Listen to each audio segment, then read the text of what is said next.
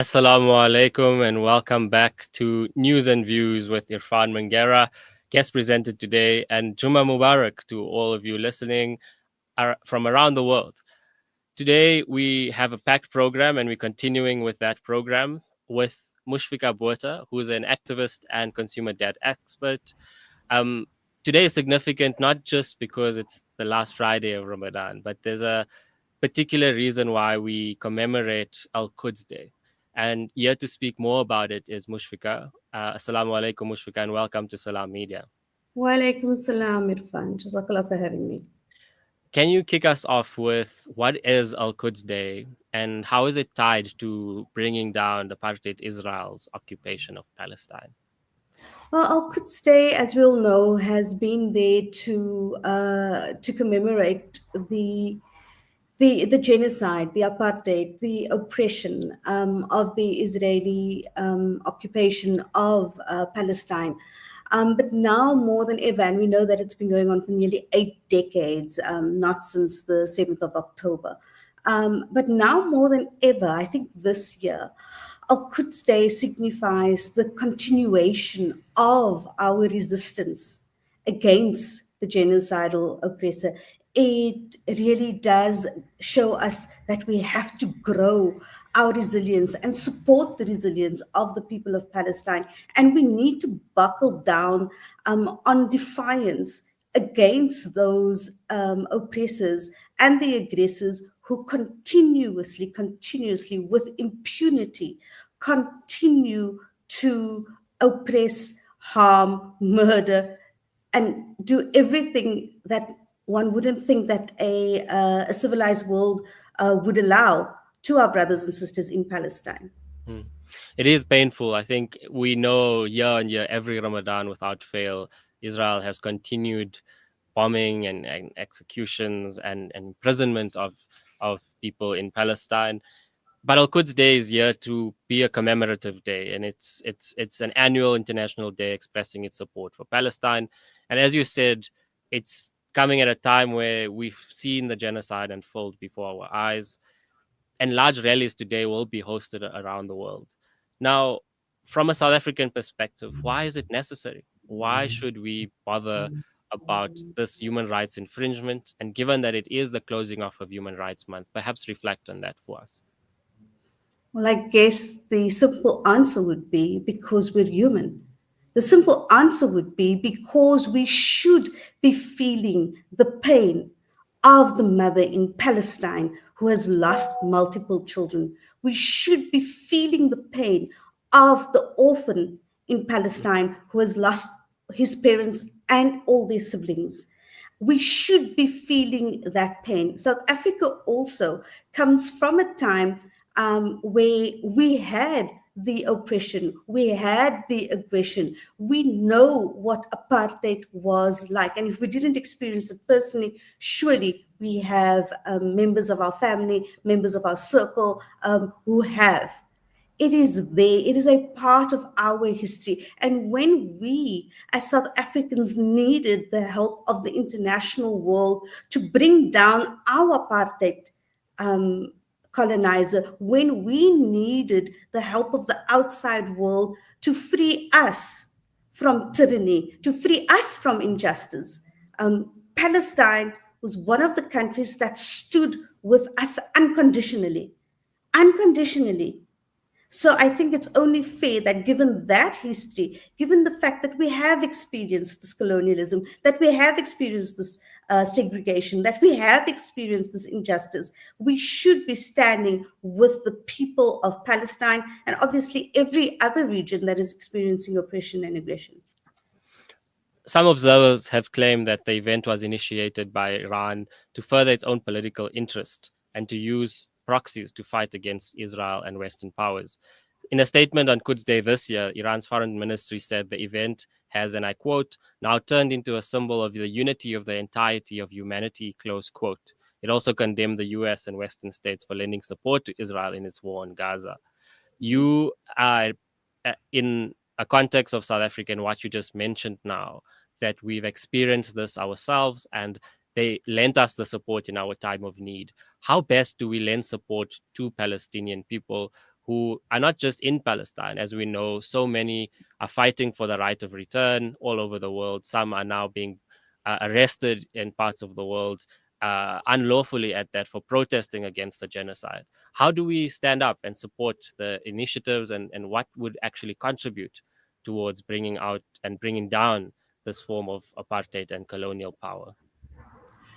Ifan, we need to constantly, without apology, speak up for Palestine, stand up for Palestine. But we should also realize that as much as South Africa has its faults, and it does, people struggled and died for the democracy that we have in South Africa today. And we should make that count. We should not be fearful to show our support for Palestine. We are lucky, Alhamdulillah Rabbil Alameen, that we can wear our Palestinian regalia. We can go where we want to go. We can walk where we want to walk. We can go to the Seapoint Promenade. We can go to the malls. We can go, but therefore use that democracy. Be proud of the democracy that South Africa and South Africans have fought so hard for, and make our support for Palestine known. We need to show the people of Palestine that there are other people in the world supporting them. Can you imagine in your in time in your life when you're there's the most turmoil, the most trials, the most tribulations, and you see support for you and for what you are doing from other parts of the world. So I do also know that they are that on social media we are being censored. I mean, we can all see that. But continue. Do not let fatigue about this get you down. I know people are tired, but so are the Palestinians. They are losing children. They are losing parents. They are losing homes. They are losing possessions. They are losing everything, but they are not losing their faith. Subhanallah. And if they are not losing that, how can we? We need to keep this up. We need to contribute to the organizations who are supporting Palestine, obviously, do our due diligence on those who we support, but we need to support it. We need to keep up with the boycott of products. We need to attend the marches. But most of all, we also need to hold ourselves in South Africa accountable.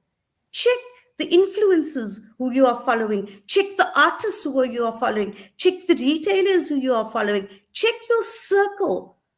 We should stop being complacent. We should stop being accepting of the sort of non-committal responses that people give that say, oh no, we want peace everywhere. No.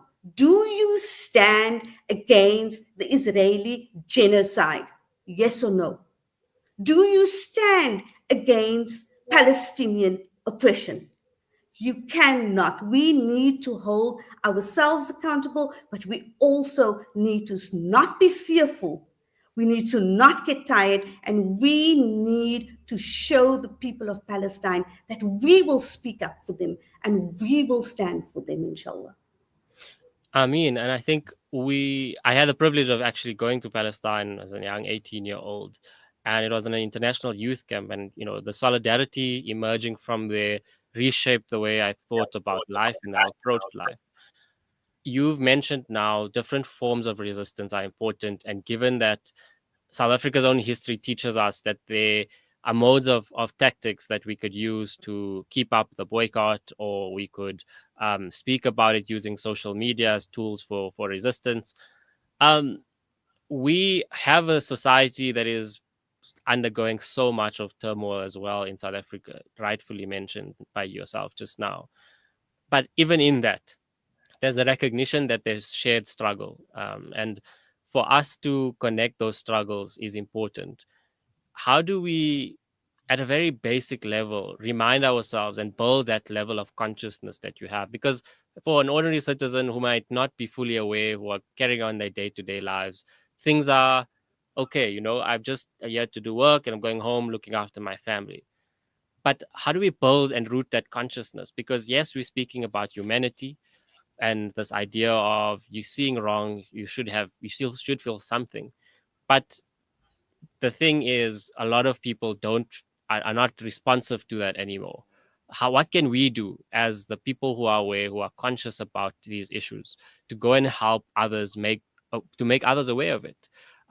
Outside of just social media, where else can we go and do that type of work? You know what, Irfan, you were speaking about your time that you spent in Palestine. I think Palestine has become the teacher we never knew we needed.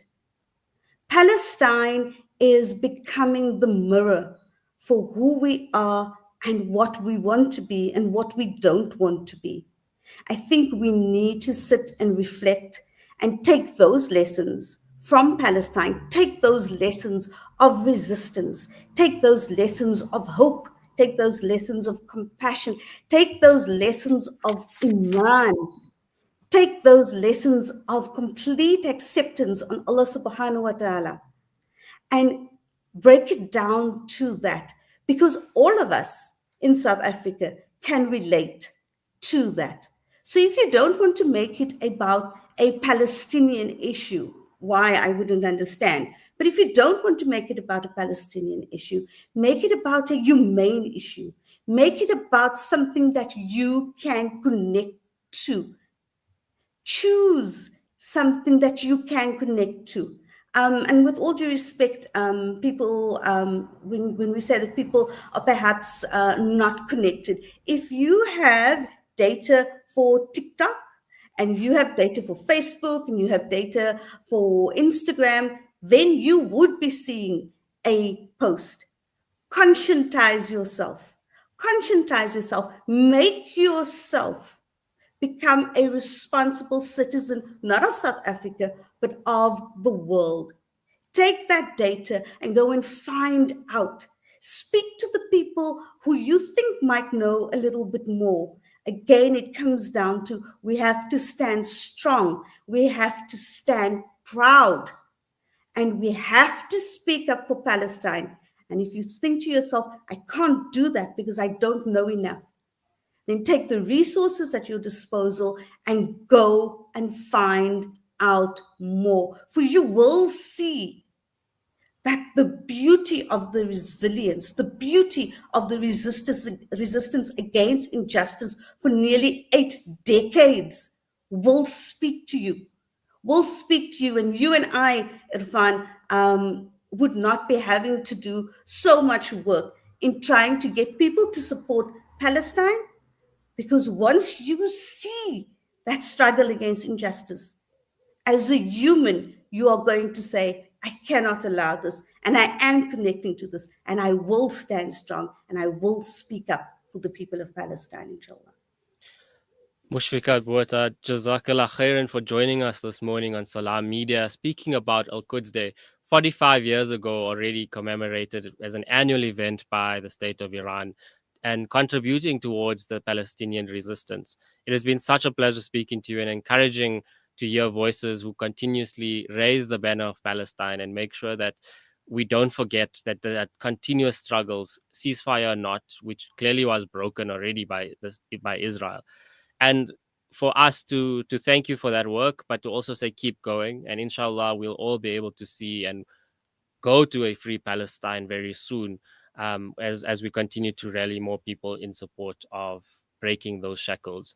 Thank you so much for joining us this morning. Jazakallah khairan. Assalamu alaikum. Jazakallah. From the river to the sea, Palestine will be free. Shukran, Amanla. Irfan. There you have it, commemorating Al-Quds Day 45 years ago today, and it's a special moment. There are a couple of protests happening. Go to social media and find out. Use the hashtags Al-Quds Day, and you should be able to check all the Palestinian organizations or solidarity organizations doing the work to make aware what's happening in the state of Palestine. Important to note that it's not just a focus on Gaza, but the whole of Palestine. The West Bank also is currently under severe, intense arrest, and people are being shot and killed. And this Quds Day also speaks about the rejection of the occupation of East Jerusalem as Israel's capital. And so we continue the good fight to ensure that freedom comes in our lifetime, inshallah. Let's go to an ad break, and coming back soon, we'll speak about Ahmed Kathrada 8 years after his passing.